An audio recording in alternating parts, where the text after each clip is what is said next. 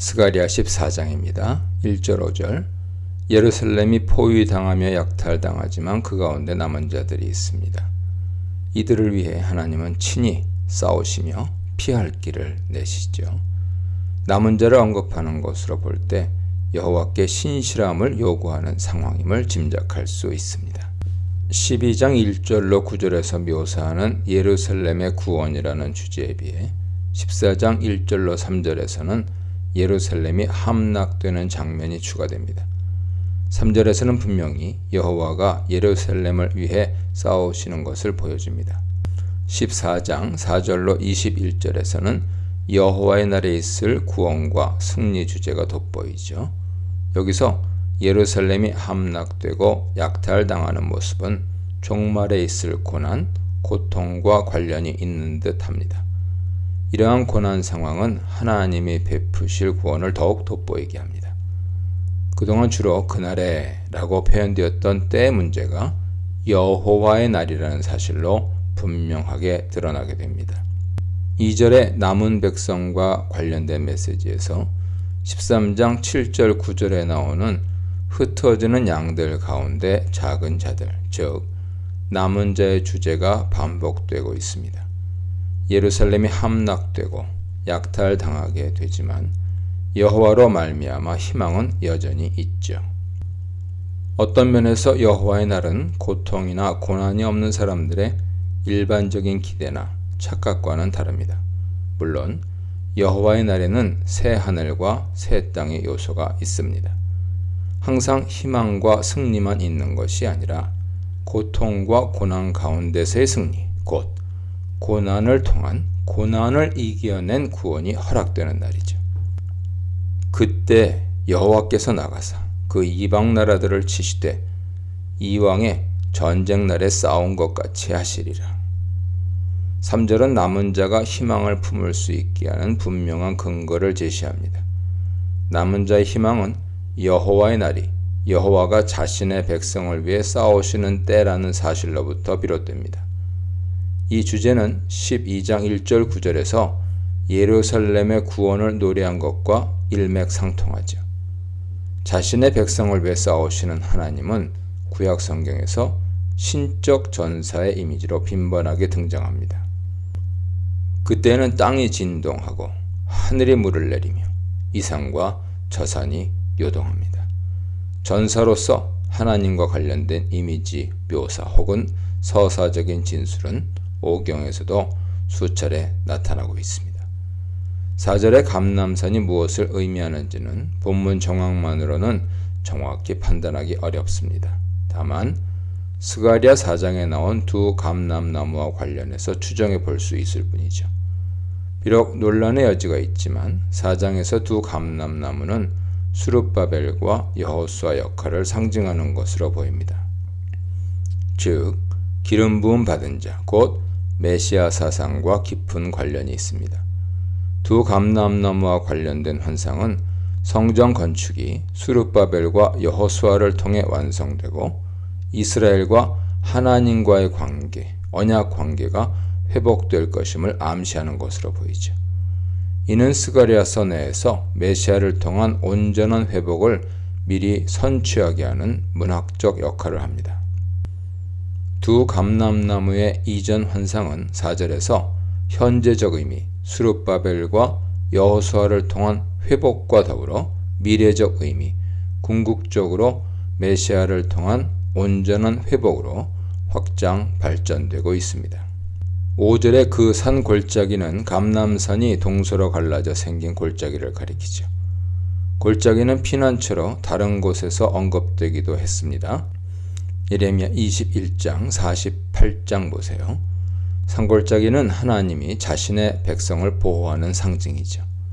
아셀에 대해서는 알려진 바가 없습니다. 한편 유다왕 우시야 때 지진은 아모스 1장 1절에서도 언급된 바 있는데 아마도 같은 지진을 가리키는 것으로 보입니다. 이 지진으로 인한 엄청난 재앙은 포로기 이후 사람들 뇌리에도 깊이 각인될 만큼 끔찍한 것이었습니다. 그러나 여기서는 단순한 재앙으로만이 아니라 예루살렘이 침략받고 함락되는 가운데 하나님이 개입하셔서 피하게 되는 상황으로 묘사되고 있습니다. 곧 엄청난 재앙 가운데서도 하나님께서 개입하심을 예언하십니다. 모든 거룩한 자들은 여호와와 함께 골짜기로 도망 나온 자들을 가리킵니다. 6절로 11절입니다. 여호와의 날에 사람들은 여호와의 임재를 새롭게 경험하게 됩니다. 이는 흔히 예언서에서 여호와의 임재 가운데 여호와의 심판을 묘사하는 것과 일치하죠. 이사야 30장, 예레미야 4장, 아모스 5장 보세요. 6절 7절에서 자연현상의 급격한 변화는 하나님 임재를 상징합니다. 하나님이 시내산에서 이스라엘과 언약을 맺을 때 심판의 메시지를 전할 때 이런 모습을 보이셨습니다. 출애굽기 19장, 이사야 30장, 예레미야 4장, 아모스 5장. 6절에 광명한 것들이 떠날 것이라 라는 표현은 문맥상 7절과 비슷한 개념을 전달합니다.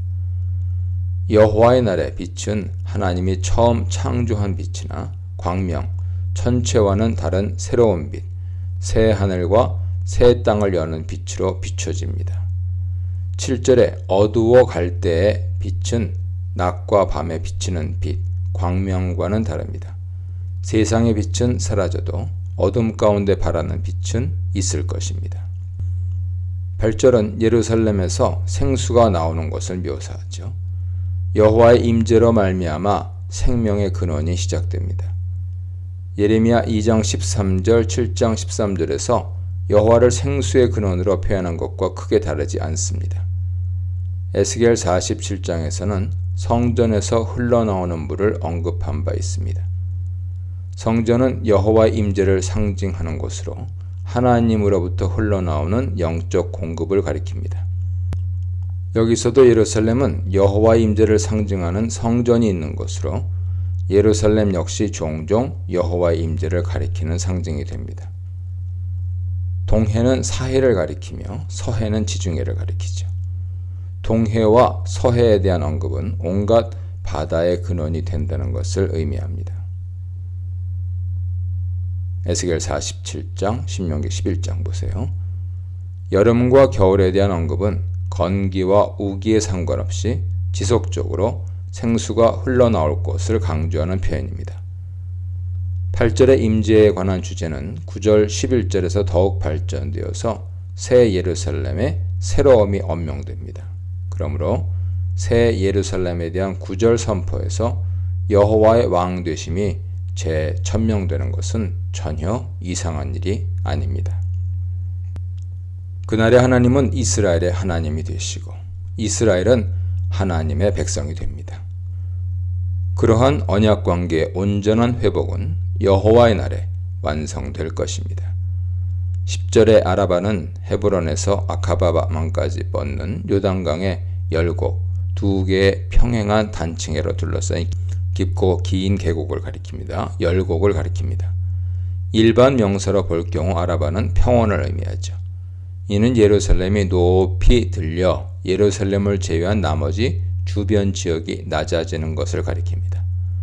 상대적으로 예루살렘이 높아지는 것을 부각시키면서 예루살렘의 회복, 안전을 강조하는 역할을 합니다. 기바는 예루살렘 북동쪽으로 대략 10km 지점에 위치하며 림몬은 예루살렘 남쪽 약 35km 지점에 위치합니다. 이것들은 예루살렘 주변 산지를 말하죠. 아라바같이 되었다는 것은 낮아졌다는 것을 말합니다. 베냐민은 예루살렘 북쪽에 위치하므로 베냐민 문은 예루살렘 북쪽에 위치하죠. 첫 문 자리는 명확하지 않지만 대체로 예루살렘 주변 지역을 가리킵니다. 성 모퉁이 문은 성의 북쪽과 서쪽 벽이 합쳐지는 곳으로 보입니다. 그리고 하나넬 망대는 예루살렘의 북쪽 벽에 위치하고 왕의 포도주 짜는 곳은 왕의 동산 근처 남쪽에 있을 것입니다. 따라서 이 표현들은 예루살렘과 그 주변 지역이 높아지는 것을 언급하는 것이죠. 사람이 그 가운데 살며 다시는 저주가 있지 아니하리니 예루살렘이 평안히 서리로다. 언약적인 저주로 인한 심판을 가리킬 때 땅에 사람이 거주하지 않게 되었다는 맥락에서 야샤브가 자주 사용되었습니다. 저주로 인한 땅의 황량한 모습을 가리킬 때 빈번하게 등장하는데요. 그러나 여기서는 사람들이 살게 된다는 야샤브가 저주가 아닌 축복을 상징하는 맥락으로 쓰입니다. 저주는 예루살렘 멸망으로 완전히 파괴된 것을 가리킬 것입니다. 예루살렘이 다시는 멸망하지 않을 것이라고 하는데 이것은 온전한 언약 관계가 실현될 것을 약속하는 것이죠. 포위와 구원의 도시 예루살렘, 임재와 생명의 도시 예루살렘, 평안이 있는 왕의 도시 예루살렘에 대해 묵상해 보시기 바랍니다. 12절로 15절입니다. 이 구절은 16, 19절에 대한 예비적인 성격을 지닙니다. 16, 19절에서는 여호와의 날에 온 민족이 여호와께 경배하러 오는 최절정의 상황을 묘사하죠. 12, 15절에서의 민족들에 대한 징벌은 여호와의 뜻이 온전히 펼쳐지는 것을 보여주는 사건입니다. 이미 9절, 11절에서 여호와만이 온전한 왕이심을 강조했습니다. 이는 이스라엘과 하나님 사이의 언약 관계에서 종종 표현된 것으로 여호와의 왕되심은 이제 온 천하에 공포되었습니다. 그래서 온 민족이 여호와께 경배하기 위해 시온으로 발걸음을 옮기게 됩니다. 여기서 민족들에 대한 징벌 묘사는 여호와의 정의가 온전히 세워지며 그것도 철저하게 세워진다는 것을 강조하죠. 12, 13절에 새 하늘과 새 땅에 대한 묘사에서 다시금 주변 나라에 대한 심판이 다루어집니다. 또한 이는 언약적인 맥락에서의 회복을 의미하기도 하죠. 시내산에서 언약을 맺은 후 언약에 순종하느냐 불순종하느냐에 따라 결정되는 언약적인 저주와 축복이 이스라엘 백성 가운데 선포되었습니다. 레위기 26장, 신명기 28장 보세요. 하나님은 전쟁에서 승리하시고 너희의 땅에서 안전하게 거주하리라 약속하셨습니다. 곧 여호와의 날에 궁극적으로 이루어질 일들은 하나님과의 언약 관계 안에서 이해될 수 있습니다. 또한 여호와의 날에 대한 묘사에서 이스라엘의 응답은 매우 중요하게 다뤄집니다. 이스라엘은 현재 하나님의 부름에 응답하며 신실하게 그리고 책임 있는 태도로 하나님께 나아가야 합니다. 12절에 그들의 살이 썩으며 라는 표현은 하나님 백성을 괴롭힌 자들, 곧 하나님을 대적한 자들의 최후를 처절하고 잔인하게 묘사하고 있습니다. 이는 전염병과 관련된 심판인 듯합니다. 비록 현재는 하나님의 정의가 이루어지지 않는 것 같고 하나님이 역사하지 않으시는 것처럼 보이지만 하나님의 역사는 분명하고도 철저하게 반드시 이루어질 것입니다. 그러므로 하나님 말씀에 반응해 신실하게 쫓을 것을 간접적으로 강조하죠. 13절 역시 하나님의 심판으로 말미암아 초래하게 될 대적들의 혼란스러운 상황을 묘사합니다. 14절은 전쟁의 승리로 인해 차지하게 될 전리품을 묘사하죠. 완벽한 승리를 통해 그 결과를 누리게 될 것을 묘사함으로써 전쟁의 승리에 대한 확신을 약속합니다. 학계 2장 보세요. 15절에서는 여호와가 내리는 재앙의 범위가 가축에게까지 확대됩니다. 그러므로 재앙이 미치는 효과를 강조하죠. 16, 19절입니다. 여호와께 성결을 강조하는 20, 21절과 더불어서 여호와의 날에 대한 최절정이자 최종 마무리에 해당합니다. 여기서 묘사된 온 민족이 여호와께 경배한다는 것은 이미 아브라함 언약에서 간접적으로 드러났습니다. 창세기 12장 3절 보세요. 또한 시내산에서 언약이 체결되는 배경에서도 확인됩니다. 이때 이스라엘이 제사장 나라의 역할을 감당함으로써 온 민족이 여호와 앞에 나오게 될 것이라 기대됩니다. 그런 약속과 이상이 여호와의 날을 집중적으로 다루는 스가랴서에서 나오는 것은 당연하죠. 레위기에서도 자세히 설명하듯이 16절의 초막절은 출애굽 후 초막에서 거주하던 것을 기억하게 하는 절기입니다. 예레미야 23장, 민수기 29장 보세요. 에스라 3장 4절과 8절에서는 성전 건축 전에 지킨 것으로 기록하고 있습니다. 초막절과 성전 건축이 어떻게 연결되는지는 설명하지 않습니다. 우연하게도 시기, 7째 달 엿닷새째 날이 겹쳐서인지 아니면 다른 어떤 의미가 있는지 분명하지 않습니다. 여기서도 역시 왜 하필 초막절인지 분명하지 않습니다. 여호와의 날에 언약이 최종적으로 완성되는 것으로 이해하고 있기 때문일 수도 있습니다. 예루살렘 주민이라고 해서 모두 여호와의 날에 복을 받는 게 아닙니다. 여호와를 인정하고 그분께 경배하러 오는 자들만 여호와 앞에서 그분의 백성으로 인정받게 됩니다. 비를 내리지 않는다는 것은 언약적인 저주에 해당하죠. 척박한 환경의 가나안 땅을 고려할 때 비가 내리지 않는 것은 크나큰 재앙입니다. 18절에서는 이스라엘뿐만 아니라 애굽 족속으로 대변되는 이방 민족들에게도 여호와를 경배하러 오는 것이 허락됨을 언급합니다. 그러나 마찬가지로 그들이 여호와께로 나오지 않는다면 임박한 재앙을 피할 수 없습니다. 19절에서는 애굽 사람뿐만 아니라 이방 나라 사람이라고 명백히 언급합니다. 20, 21절입니다. 16, 19절에서와 같이 여호와의 날의 최절정입니다. 여호와의 날에 온 민족이 여호와를 여호와로 인정하고 경배하게 됩니다. 동시에 세상을 향한 여호와의 계획, 거룩하게 됨이 온전히 이루어집니다. 이 거룩함은 여호와의 성품이기도 하면서 자신의 백성에게 요구하며 이스라엘을 통해 온전히 실현되기를 원하는 이상이기도 하죠. 또한 거룩한 백성이 되는 것은 시내산 언약에서 하나님 말씀하신 바의 핵심 내용이기도 합니다. 이와 같이 거룩함이 온전히 실현되는 것이 여호와의 날에 대한 최절정의 묘사에서 드러나고 있습니다. 20절과 21절에 반복되는 성결이라는 주제는 시내산 언약을 맺을 때 언약 백성에게 분명하게 말씀하신 매우 중요한 주제입니다. 여호와께 성결이라는 문구는 특히 제사장 직무와 관련하여 여호와 앞에서 구별됨을 뜻하죠. 그러나 여기서는 여호와의 날, 새 하늘과 새 땅에 임할 새로운 질서를 가리킵니다.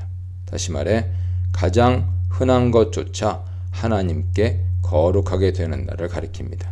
그만큼 여호와의 계획이 온전히 이루어지는 날이 될 것을 의미하죠. 20절에 말방울은 가장 하찮은 것을 의미합니다. 여기서는 가장 사소한 것에까지 여호와께 성결이라고 새겨져 여호와 앞에서 구별됨이 만연하게 될 것을 의미합니다. 원래 여호와께 성결이라는 문구는 제사장이 금으로 만든 패 위에 새겨진 것이었습니다. 출애굽기 28장 보세요. 번쩍이는 금패와 작고 하찮은 말방울의 대조가 인상적이죠. 소치에 대해서도 비슷한 맥락으로 언급됩니다.